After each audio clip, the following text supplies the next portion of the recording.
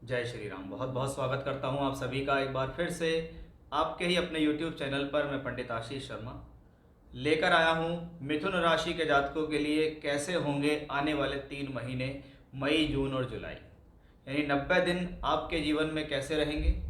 यहाँ कैसे रहने का मतलब है कि जीवन के सभी क्षेत्रों को लेकर इस वीडियो में बात होगी। आपका स्वास्थ्य, सम्मान, शिक्षा, प्रेम संबंध, विवाह, वैवाहिक जीवन, नौकरी, व्यापार, लाभ, प्रमोशन, सब कुछ इस एक ही वीडियो में मैं आपको बहुत विस्तार से बताऊंगा। इसलिए जानकारी बहुत ध्यान से सुनिए और समझिए। कुछ चीज़ें नोट करने की हैं, उनको नोट कीजिए, क्योंकि मैं यहाँ आपको डेट वाइज चीज़ें बताऊंगा कि कौन सा ग्रह कब परिवर्तन करके आपके लिए क्या पॉजिटिव हो सकता है या नेगेटिव हो सकता है और क्या सावधानियाँ हैं। हमारा ये वीडियो चंद्र राशि पर आधारित है। आपकी राशि से हम इसको देखेंगे और इस वीडियो को हमने कुछ पार्ट्स में डिवाइड करा है, जिससे आपको समझने में सावधानी रहे, हमें समझाने में भी बहुत ज़्यादा आसानी रहेगी और आप उसको बहुत आसानी से समझ भी पाएंगे और अपने ऊपर अप्लाई भी कर पाएंगे। इसलिए स्टेप बाय स्टेप मैं एक एक चीज़ को लेकर चलूँगा, जिसमें सबसे पहले हम आपके जीवन में आपका स्वास्थ्य, आपका मान सम्मान और आपकी सफलता की स्थितियाँ कैसी रहने वाली हैं इन 90 दिनों के अंदर, उनको सबसे पहले देखेंगे। वीडियो शुरू करने से पहले यदि आप मेरे चैनल पर पहली बार हैं, आपको वीडियो अच्छा लगता है तो आप सब्सक्राइब करना ना भूलें, जिससे आपको आगे भी ये जानकारी मिलती रहे। चैनल को सब्सक्राइब कीजिए, बेल आइकन दबाइए, जिससे आपको इसका नोटिफिकेशन मिलता रहे। आइए सबसे पहले देखते हैं आपके स्वास्थ्य, सम्मान और सफलता की स्थितियाँ कैसी हैं। और ये स्वास्थ्य, सम्मान और सफलता की स्थिति आपकी राशि के मालिक पर निर्भर करती है। शास्त्र कहता है अगर कुंडली के अंदर लगन का मालिक बलि है और गोचर के अंदर चंद्र राशि का मालिक बलि है, तो कहीं ना कहीं सफलता की स्थितियाँ पॉजिटिव हो जाती है। यहाँ पर हम देखेंगे कि राशि का मालिक कितना ज़्यादा बली हुआ है। आपकी राशि का मालिक कौन है? बुध है।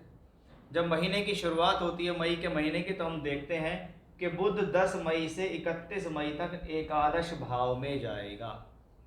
अब राशि का मालिक एकादश यानी लाभ स्थान में गया है। इसका मतलब कहीं ना कहीं ये स्थिति सोर्स ऑफ इनकम के लिए एक अच्छी स्थिति देती है, क्योंकि 11वां घर क्या है? प्राप्तियों का, लाभ का और सफलता का भाव है। यानी 10 मई से लेकर 31 मई तक जब बुध गिरे, क्योंकि 10 मई से पहले भी बुध यहाँ होंगे दशम भाव में, फिर वो पहुँचेंगे एकादश में, यानी ये समय इस चीज़ की गारंटी तो देता है कि भी महीने की शुरुआत अच्छी हुई है। और जब शुरुआत अच्छी हुई है तो कहीं ना कहीं सफलता की स्थितियाँ भी अच्छी ही दिखाई देंगी। ये हमें बुध ग्रह से पहली ही बार में पता लगा। फिर यही बुध ग्रह 31 मई से 14 जून वृषभ राशि पे पहुंचेंगे 12वें घर के अंदर। राशि का मालिक जब 12वें घर में पहुंचता है तो उस दौरान कहा जाता है जल्दबाजी से बचना है, निर्णय सोच समझ कर लेना है, व्यर्थ के खर्च से बचना है, स्वास्थ्य का ध्यान रखना है। इसके साथ गुरु भी बैठे हैं दशम के मालिक होकर, यानी इस दौरान ऐसा हो सकता है कि कोई कार्य क्षेत्र या नौकरी या व्यापार को लेकर कोई यात्रा करनी पड़े। फिर बुध हो जाएंगे स्वराशि के होकर बनाएंगे भद्र योग।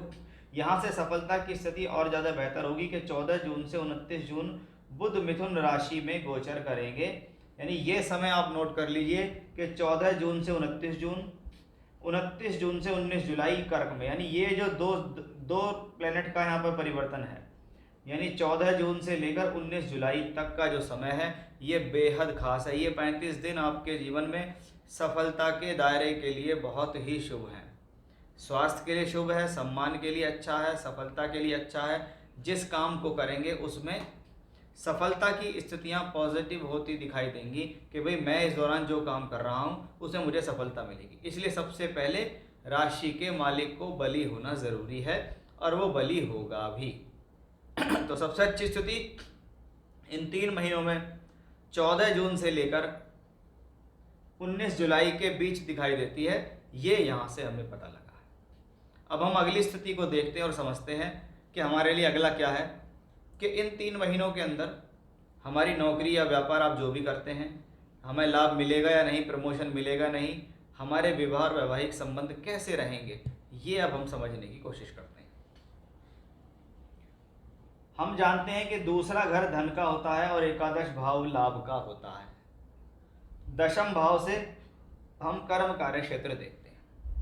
और इससे पहले हमने देखा बुध की स्थिति को, जिसको मैंने आपको बताया 14 जून से लेकर 16 जुलाई तक जब बुध यहाँ और यहाँ रहेंगे तो ये आपके लिए एक बेहतर समय होगा।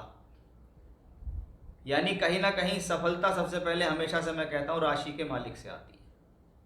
अब देखो दशम भाव के स्वामी को, हमने देखा कि दशम का मालिक 12वें घर में गया है।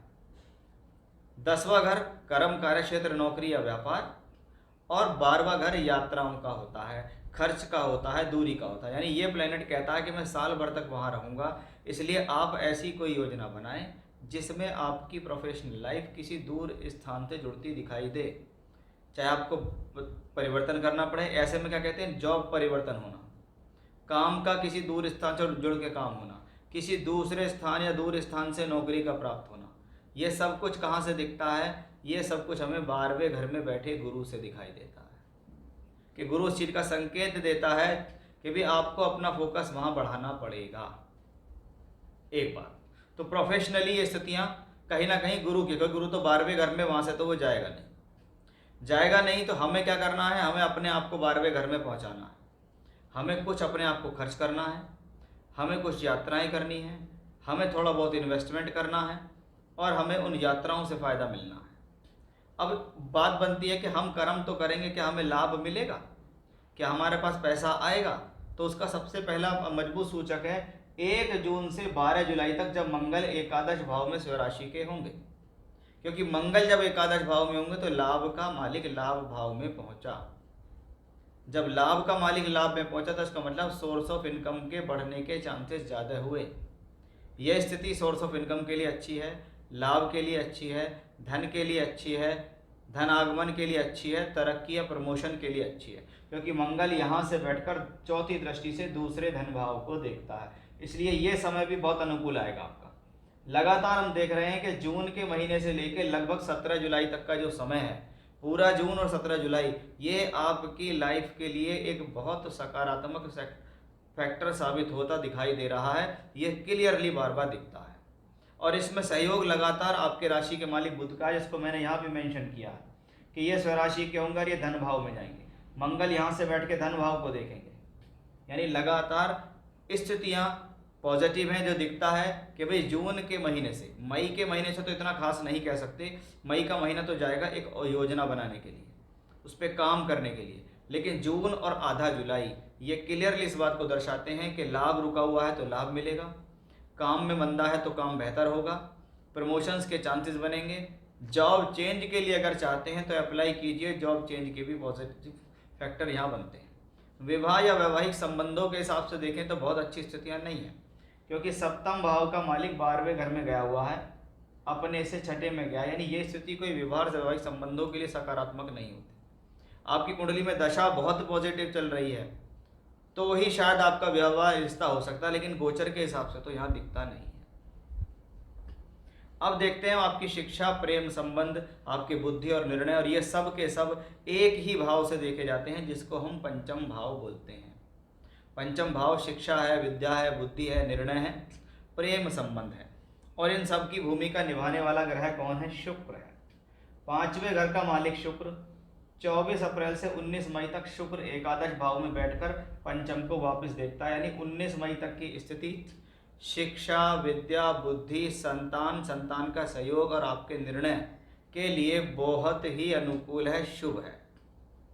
अब ये पंचम भाव का मालिक 19 मई से 12 जून को वृषभ राशि में जाता है, 12वें घर में गया है, अपनी ही राशि में गया है, और क्या हुआ है? कर्म के मालिक गुरु के साथ गया। अब जो बच्चे पढ़ना चाहते हैं, घर से दूर जाकर, विदेश में जाकर पढ़ाई करना चाहते हैं, घर से दूर पढ़ाई करना चाहते हैं, तो उनके लिए ये शुभ समय है, इनको अप्लाई करना चाहिए, यहाँ आपकी बात बनेगी।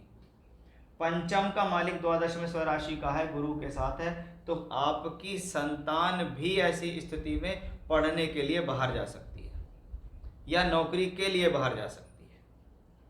फिर यही शुक्र 12 जून से लेकर 6 जुलाई तक मिथुन में और फिर कर्क में।